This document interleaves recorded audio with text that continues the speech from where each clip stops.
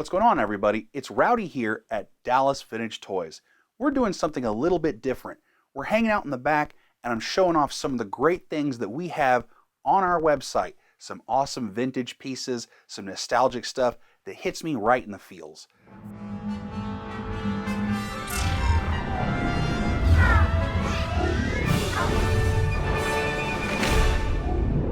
First off, we're looking at Caveman Leonardo. Caveman Leonardo was an action figure that I saw way back in the day at a Toys R Us.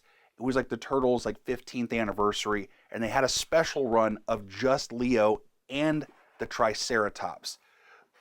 The original run did so well that they went ahead and did the other three Turtles. So there is an original version of Leo with a stamp on the Triceratops, and if you have one of those, that's from the original line. The second run and forward did not have that stamp, but you got Raphael, Donatello, Michelangelo, and even an April out there, all coming with their own custom TMNT Dinosaurs. It's definitely a cool piece, and it's something that I had in my collection, and you can get in yours. Next up on the block, some more Ninja Turtle fun. I've got Ninja Turtle Minis. We have this set with Shredder and the transporter module, and a set with Bebop and a miniature Technodrome. Again, these were both sets that I had in my personal collection as a kid, and I played on the floor with those for hours. They used to have other sets that came in the shapes of turtles or vehicles, like Mighty Max used to have, and I would always get the little miniature turtles because I loved setting them up, and there was plenty of room on my shelf so you could have a whole bunch of them. Again, cool things that you can find here at Dallas Vintage Toys, and I highly recommend checking those out. Just hit the search bar and type in Teenage Mutant Ninja Turtles and you're on your way. And next up is another nostalgic piece from my childhood. It's the Barnard Commandos. Now, the Barnard Commandos were a Saturday morning cartoon show that comprised of a lot of barnyard animals. But for some reason, they're in a massive war with the other side of the barnyard. So they would strap on guns and tanks and all sorts of weaponry, and they would go back and forth in these crazy adventures, and the figures were just also as crazy. They had great expressions, they had these really cool accessories, and they were just a ton of fun for me to play with as a kid. And if you look on the back, you always get an interesting little factoid about your character and a little bio, so you know why he's mad and who he's mad at. So again, a very cool piece that I had a lot of fun with as a kid because it was just a really weird and just cool and kooky figure. This piece right here screams 90s to me. It is the Spider-Man Smythe Battle Chair Attack Vehicle accessory for the 90s Toy Biz Spider-Man action figures. I used to love watching that Saturday morning cartoon, and the action figures that went with the cartoon were some of the best back in the day.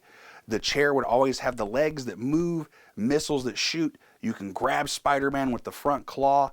It's a very fun figure with a lot of replayability, and it was something that was a staple in my collection. I collected a lot of the Toy Biz Spider-Man figures and vehicles as a kid. Let me know in the comments below if you did too. Something a little more vintage is this great Star Wars Return of the Jedi Snice Noodles and the Max Rebo Band. Hanging out at Jabba the Hutt's palace and making all sorts of music, these colorful characters were in the background and caught everybody's eye in the movie well enough to where we had to have action figures. Because, you know, it's Star Wars and we got to have one of everybody in the entire series. But this colorful group of characters would look great on your shelf or in anybody's collection. Fun fact about our own Scott Tucker was he recorded an album with Snice Noodles and the Max Rebo Band and went out with Sny for just a few years. Yeah, Peter Griffin's going to steal this for a second, and I'm going to show you my new favorite figure. This is Ramman. I used to like him because he would do things like this. Yeah, Ramman. What's Saturday morning cartoons without some cereal? Guys, this is a cool set of little figurines. that went with your cereal boxes back in the day. You got Snap, Crackle, Pop, and Toucan Sam. The gang's all here. We're just missing Count Chocula and that lovable tiger. These figurines would look great in anybody's Saturday morning cartoon collection, or if you're just a big cereal buff. The world of Nintendo is no stranger to me, and back in 1988, they released these awesome World of Nintendo statue/trophies. These were great figures to show off to your friends all your high scores and your triumphs in the world of Nintendo and Super Mario. These came with places for you to put your high scores and your accomplishments to show all your friends exactly how great you were at the game. And if you're looking at the back here, it had some of the best artwork in the business with some controversial shots that you wouldn't see on packaging today, such as Mario actually kicking the turtles or looking very angry. Nowadays, they're a little more cartoony and friendly, but back in the 80s, we were ready for anything. These are a great item for any Nintendo collector or video game enthusiast. This colorful gun from the 90s was a staple out on the playgrounds and made parents upset everywhere. You would load these guns with colorful pellets that would leave stained ink all over your clothing. Back in the 90s, we were very colorful and we were not shy about it. But this was definitely a more controversial weapon for the backyard soldier in your life. Another piece from my childhood that I had a lot of fun with were the WWF LJN rubber wrestlers. What you're looking at right now is Andre the Giant, greatest wrestler known to man back in the 1970s and 80s. Andre stood at 7 foot tall and over 500 pounds, and Hulk Hogan actually slammed him at WrestleMania 3, which was a defining moment in Hulkamania and Hulk Hogan's career. A fun factoid for me was I couldn't pronounce wrestler when I was a kid, so I called them mean men because they were always angry and tough and, making big giant grimace faces. But again, a ton of fun matched up with the Monster Ring. You could fling those wrestlers all day long. Just don't catch one to the face because, man, those things can hurt. But again, guys, this is just some of the great stuff you can find at DallasVintageToys.com.